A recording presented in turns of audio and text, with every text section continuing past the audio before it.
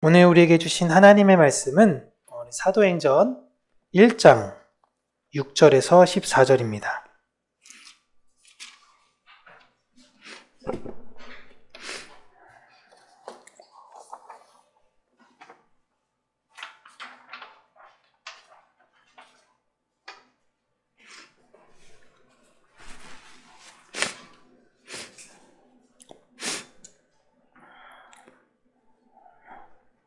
우리 함께 읽도록 하겠습니다. 그들이 모였을 때에 예수께 여쭈어 이르되 주께서 이스라엘 나라를 회복하심이 이때니까 하니 이르시되 때와 시기는 아버지께서 자기의 권한에 두셨으니 너희가 알 바 아니요 오직 성령이 너희에게 임하시면 너희가 권능을 받고 땅끝까지 이르러 내 증인이 되리라 하시니라. 이 말씀을 마치시고 그들이 보는데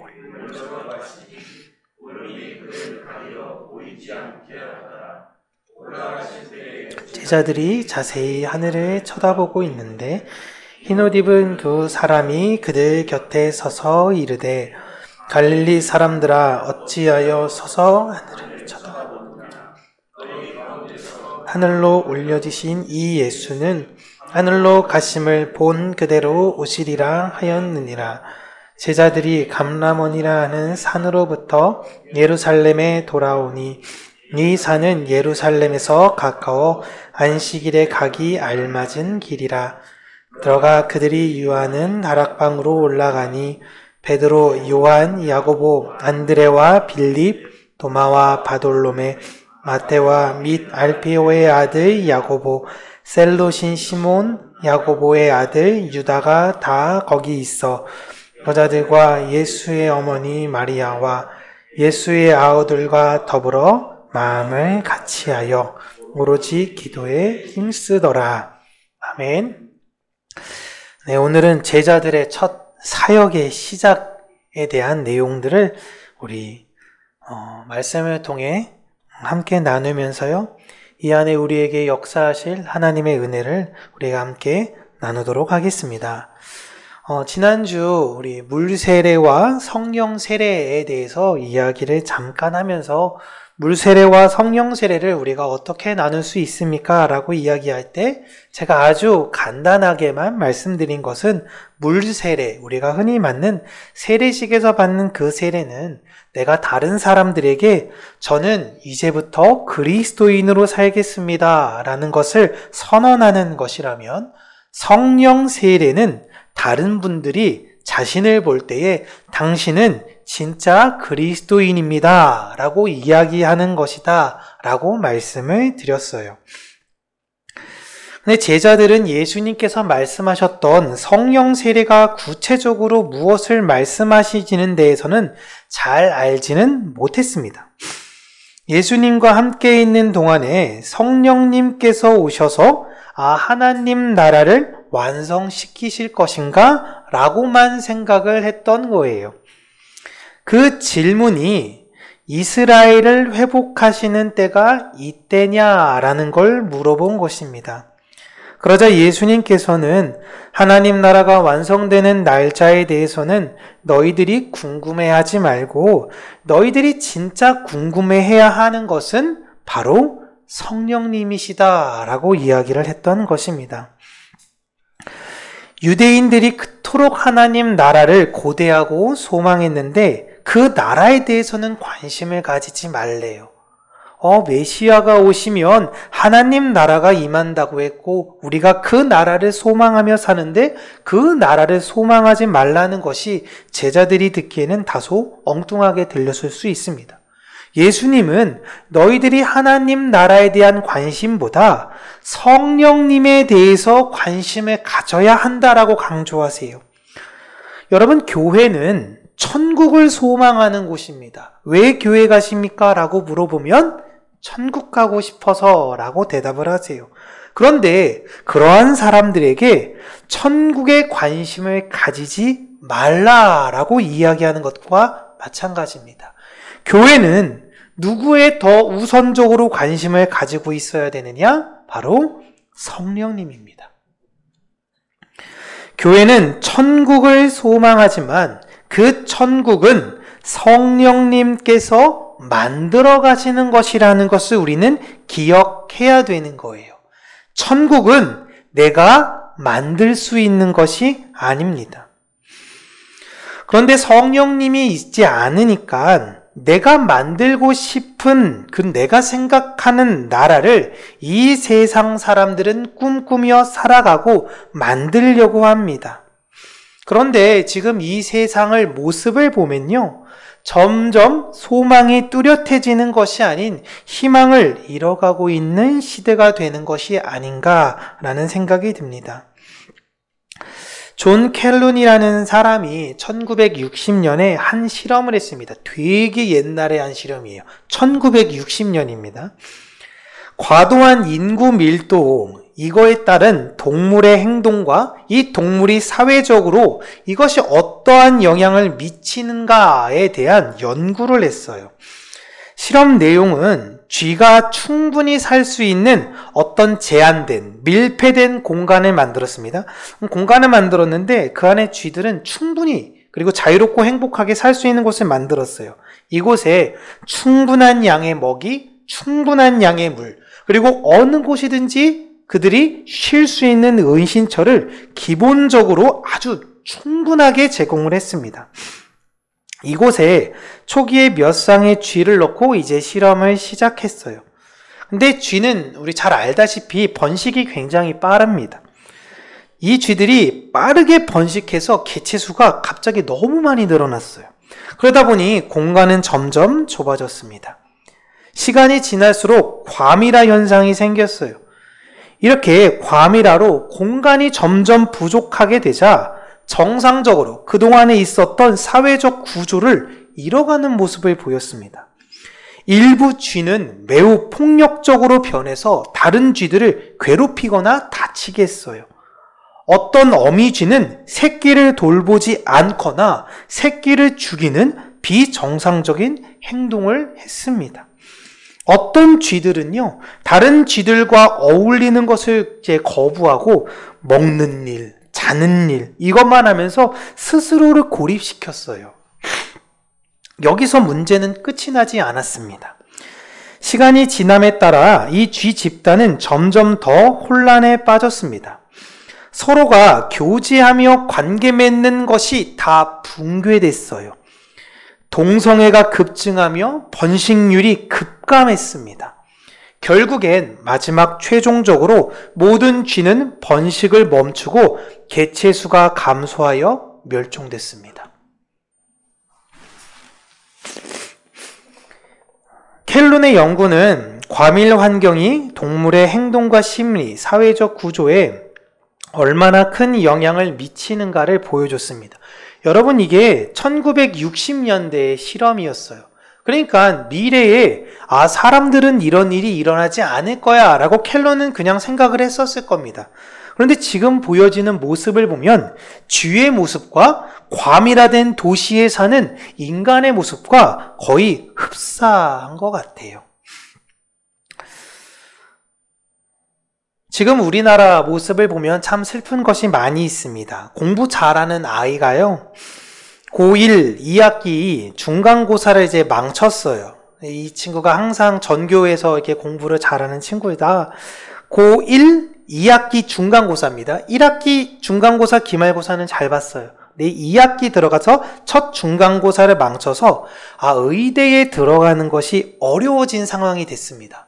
그러면 노력해서 앞으로 잘 보면 되는 거 아니냐라고 할 때 우리나라 현재 의대는 그렇게 해선 들어갈 수가 없다라고 하더라고요. 그래서 이 친구가 선택한 건 자퇴를 선택했습니다. 제가 어렸을 때는요, 자퇴를 했다라고 이야기하면 학교에 적응하지 못했던 친구나 아니면 학교에서 어떤 문제를 일으켰던 친구들이 이렇게 처벌이라고 이야기하긴 그렇지만 본인들이 취했던 태도였는데 지금은 그렇지 않죠. 지금은 여러 가지 선택으로 자퇴를 합니다.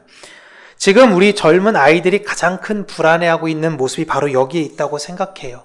한번 삐끗하면 망한다라는 것입니다. 그렇게 내신을 완성을 해도 수능을 망하면 또 다시 재수를 해요. 그렇게 삼수, 사수, 오수 어떻게든 의대나 명문대를 가려고 발버둥 칩니다. 재수, 삼수 해서 더 좋은 기업에 들어가려고 발버둥 치고 있죠. 대기업이나 공사에 들어가기 위해서 수없이 노력을 하고 결국엔 거기에 은혜로 붙었다 하더라도 집을 살 수가 없는 상황과 형편이 되면 또 불안함 가운데 살아가는 것이 이 세상의 모습입니다. 제가 2박 3일에 이제 수련회를 다시 한번 보면서 참 놀란 게 뭐냐면요. 거기에 있는 간사님들, 그냥 섬기는 분들은요, 월급을 받지 않아요. 다 자비량으로 하고, 거기서 그냥 기쁨으로 그 안에서 섬기는 분들이십니다. 그렇게 보면 이 세상의 기준으로 볼 때 그들은 결혼을 못 해야 돼요. 그리고 그분들이 그렇다고 해서 여러분 다 고학력자, 또 이런 것들이 있는 것도 아닙니다. 저학력자도 있고 고학력자도 있고 이런 분도 있고 저런 분도 있습니다. 그들은 사회적으로 볼 땐 낙오자로 보일 수 있고 실패자로 보일 수 있어요. 지금도 사실 저는 예수전도단이라는 공동체에 속해본 경험이 있었기 때문에 그분들이 가정에서 부모로부터 어떤 질타를 받고 있는지 너무 잘 알고 있습니다. 너 언제까지 그렇게 살 거야? 라는 거예요. 언제까지 돈 안 벌고, 근데 그 부모님들이 예수를 믿을까요? 안 믿을까요? 예수를 믿는다고 하십니다. 그런데도 집안에서도 환영받지 못하는 생활을 하면서 살아요. 그러면 결혼을 못 해야 되잖아요? 다들 결혼 잘하고 살고 있습니다. 그렇다고 그분들이 얼굴이 다 예쁘고 잘생겼냐? 봤죠? 다 비슷해요. 다 우리랑 비슷하게 생겼습니다. 또 아이들은 그러면 안 낳고 그냥 그렇게 사는 건가 생각하면요. 기본이 셋이에요. 막 둘, 셋씩 다 낳고 살아요. 돈도 없어. 아무것도 없어. 직업도 없어. 소망이 없어야 되는데 왜 당신들은 가정을 꾸리고 아이를 낳고 왜 행복하게 사느냐라는 겁니다. 세상에선 이해할 수가 없죠. 전 정말 하나님이 살아계시다라고 믿습니다. 우리가 불안해하는 이유는 우리 안에 하나님이 계시지 않기 때문에 그래요. 하랑이랑 우리가 방에서 이렇게 교제할 때 하랑이가 참 슬픈 이야기를 했어요. 저는 결혼 못할 것 같아요. 라는 이야기를 이제 하게 되었습니다. 왜 그랬는지 몰랐지만 하랑이가 정확한 답을 이야기를 하지는 않았어요. 이제는 아마 믿음으로 다른 고백을 할 수 있다라고 생각은 합니다. 자꾸만 많은 사람들이 자신의 조건을 생각해요.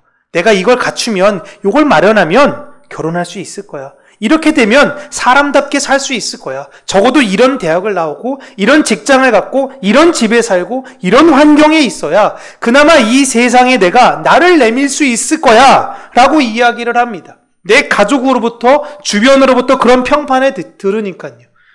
그러나 우리 하나님은 그러지 않습니다. 있는 모습 그대로 우리를 사랑하세요. 성령이 없는 이 세상 사람들이 여러분 결국 바라보며 살아가는 것은 무엇이냐? 끝없는 두려움과 불안인 것입니다. 그건 절대 극복할 수 없어요. 결혼하고 싶다? 예수를 붙드시면 되는 거예요. 네? 결혼하고 싶으면. 예수님께서 약속하신 것이 성령님께서 너희에게 일단 오시면, 그 성령님께서 오실 건데 성령님이 오시면 능력을 얻게 될 것이다 라는 약속을 하십니다. 무슨 능력을 주시느냐? 돈 벌어다 주는 능력, 귀신 쫓아내는 능력, 병 고치는 능력, 이런 것이 아닙니다. 아무도 내 안에 하나님을 향한 구원의 확신, 그걸 흔들 수 없는 능력을 주신다라는 거예요. 그 평안을 주신다라는 겁니다. 내 마음대로 되는 것은 하나도 없는 것 같아 보이는 내 인생인데 나는 평안해요. 이 하나님을 믿게 되는 능력을 얻게 되는 것입니다. 그런 능력을 가진 이들이 어디를 가든지 예루살렘과 온 유대와 사마리아와 땅끝까지 어디를 가든지 예수님의 증인이 될 것이라고 이야기합니다. 세상의 조건이 아닌 성령의 능력으로 말미암아 두려움 없이 평안을 전하는 자들이 될 것이라는 거예요. 여러분, 근데 이들의 지금 상황을 보세요. 지금 이들은 너무 무서워서 예수님이 누군지에 대해서 제대로 말도 하지 못하고 있는 상황입니다. 그런데 이들에게 분명한 능력이 생길 것이라고 예수님께서 약속하셨어요. 그리고 예수님은 갑자기 떠나십니다. 약속을 하시고 떠나셔요. 이게 여러분 하늘로 훅 하고 그냥 승천하신 것이 아니라 내가 산에서 예수님과 함께 이렇게 제자들이 예수님과 함께 산에서 이렇게 있는데 엄청 진한 구름이 안개와 같이 몰려오고 그 안개 속에서 갑자기 이게 주변을 보다가 안개가 걷히고 나니 예수님만 사라지신 거예요. 이 표현을 우리말로는 올라가셨다라고 표현을 한 것입니다. 그리고 구름 안개가 사라지니 예수님께서 없어진 것을 발견하고 이들은 이제 고개를 이렇게 들어서 하늘을 본 것이 아니라 여러분 지금 제자들이 산에 있습니다. 산에서는 하늘을 어떻게 보나요? 이렇게 보는 거예요. 이렇게 보이는 게 하늘이에요. 주변을 이렇게 두루두루 살피고 있는데 갑자기 제자들 주변으로 처음 보는 흰옷 입은 두 사람이 다가와서 말을 하는 겁니다. 이들이 제자들에게 말하기를 갈릴리 사람들아 왜 하늘을 보고 있냐라는 겁니다. 너희가 찾는 예수님은 하늘로 가신 것처럼 다시 오실 것이다 라고 이야기를 합니다. 그 약속의 말씀을 다시 들은 제자들이 이제 떠나게 되죠. 예수님이 다시 오신다, 구름과 함께 다시 오신다라는 의미는 구름을 타고 이 땅 가운데 오시는 것이 아닌 그 짙은 안개가 예수 그리스도를 갑자기 사라지게 하신 것처럼 우리가 이 땅에 살다 보니 갑자기 짙은 안개가 끼더니 예수님께서 등장하시는 거예요. 언제 그분이 오실지는 아무도 모르는 겁니다. 이 약속의 말씀을 들은 이후로 제자들은 한 장소에 모여서 기도하기를 힘썼다라고 합니다. 유대인들에게는 개인의 기도 시간이 있습니다. 개인이 하나님께 그냥 기도를 하는 것이고 매일 정해놓은 공동체가 함께하는 기도 시간이 있어요. 매일 몇 시는 기도하는 시간. 그리고 큰 문제가 생기면 공동체가 함께 모여서 그 제목을 놓고 기도했습니다. 여러분 지금도 교회가 마찬가지죠. 성도님들은 개인이 기도를 하고 교회가 정해놓은 시간에 기도하고 큰 어려움이 있을 때 함께 기도합니다. 제자들은 지금 자신들이 개인적으로 기도할 내용들 그리고 매일매일에 정해져 있는 그 기도의 시간보다도 이들이 함께 모여 기도를 했는데 한 가지 유일한 기도 제목은 성령님을 기다리는 기도를 했던 것입니다. 성경에서 말하는 기도는요, 여러분, 하나님의 약속이 이루어지기를 바라는 마음을 가지는 것이 기도예요. 제자들이 기도를 했다라고 이야기하는 건 내가 지금 너무 무서운데 하나님, 나 안 무섭게 해주세요. 내 두려움으로 벗어나게 해주세요. 라는 걸 기도했다라고 이야기하지 않습니다. 자신들의 안위를 생각한 내용을 하나님께 신원한 것이 아니에요. 하나님께서 하신 약속이 이루어지기를 바라는 것, 그게 기도입니다.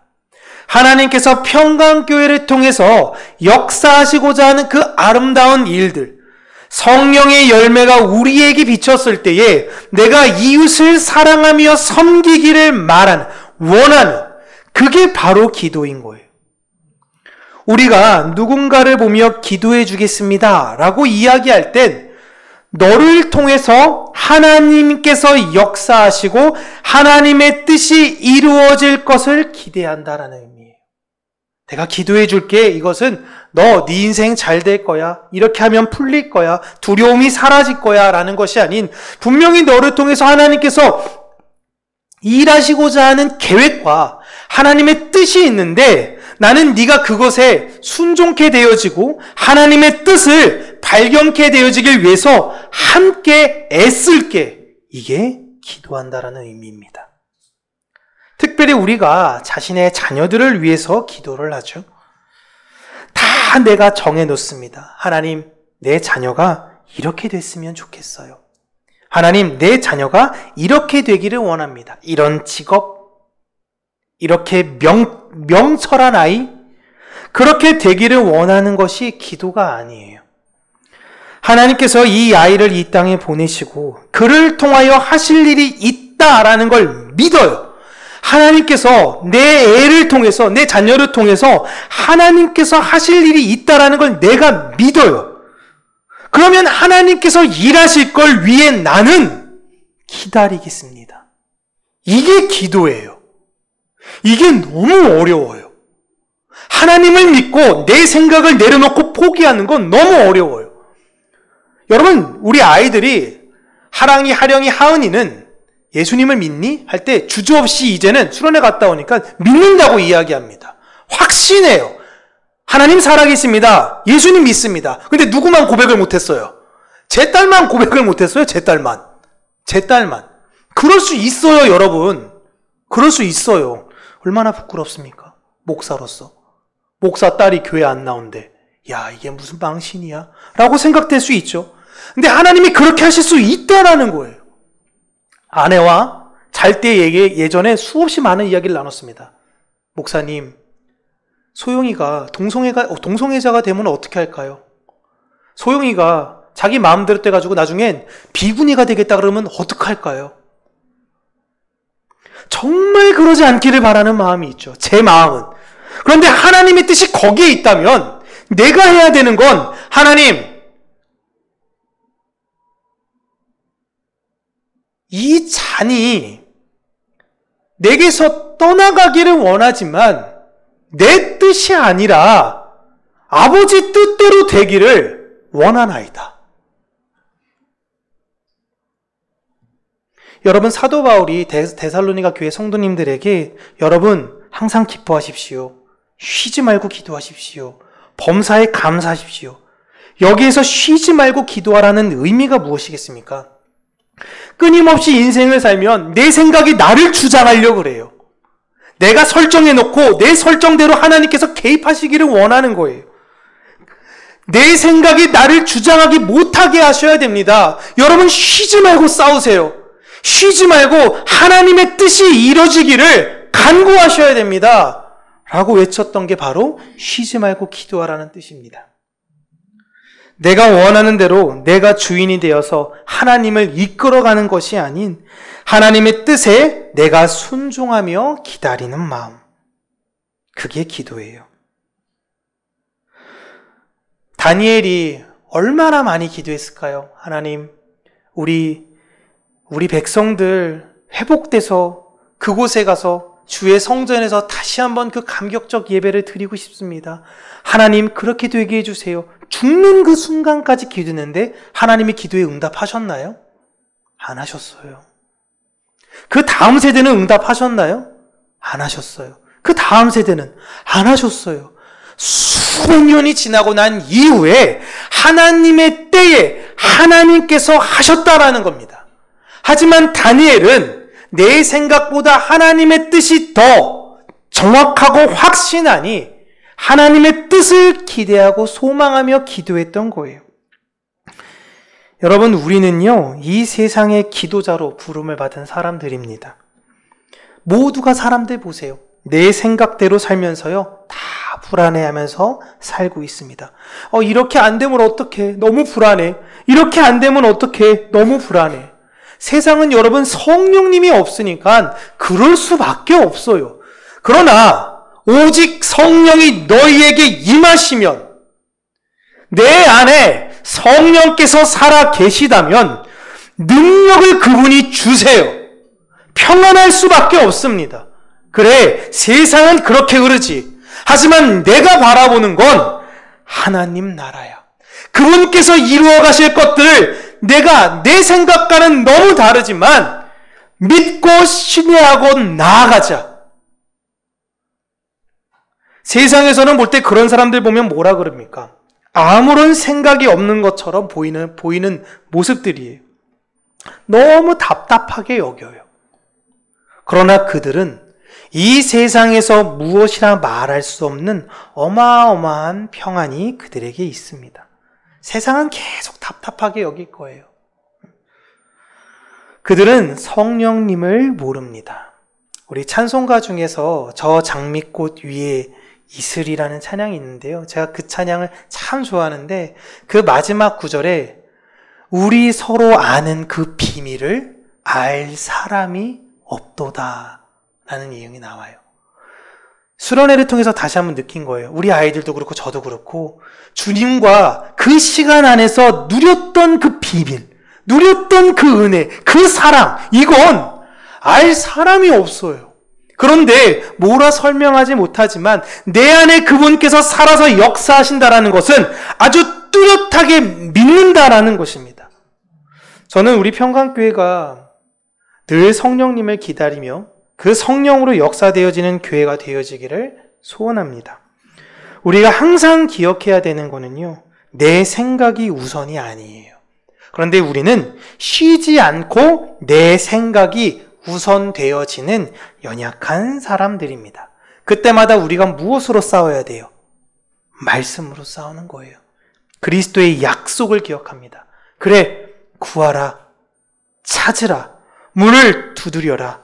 그렇다면 주시겠다라고 하셨으니 하나님, 내 생각을 잠시 내려놓고 주께서 나에게 말씀하실 그 뜻을 내가 다시금 상기하며 하나님의 평안을 가지고 이 세상을 담대히 이기는 자가 되게 하여 주시옵소서. 내 생각은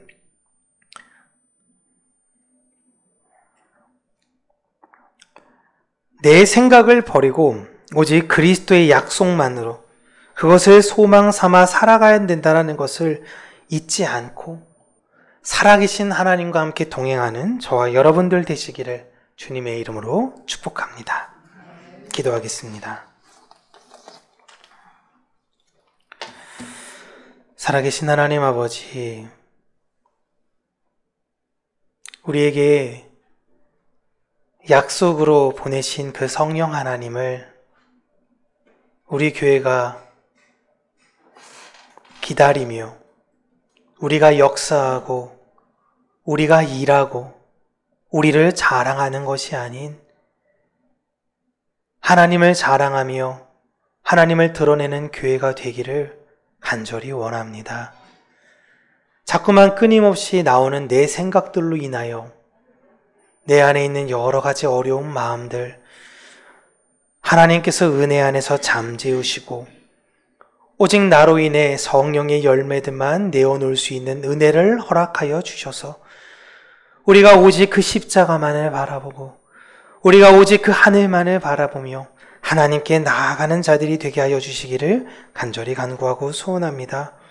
우리가 인생을 살 때에 여러 가지 불안이, 여러 가지 두려움이 우리를 엄습하고 우리를 지배하려 할 때에 우리가 말씀으로 그 모든 것들을 이기게 하여 주시고 우리를 사랑으로 품으셨던 하나님의 그 은혜를 기억하며 이웃을 그 사랑으로 품으며 하나님의 은혜와 사랑을 증거하는 하나님의 증인들로 다시금 이 세대에 우리 평강교회를 세워 주시옵소서.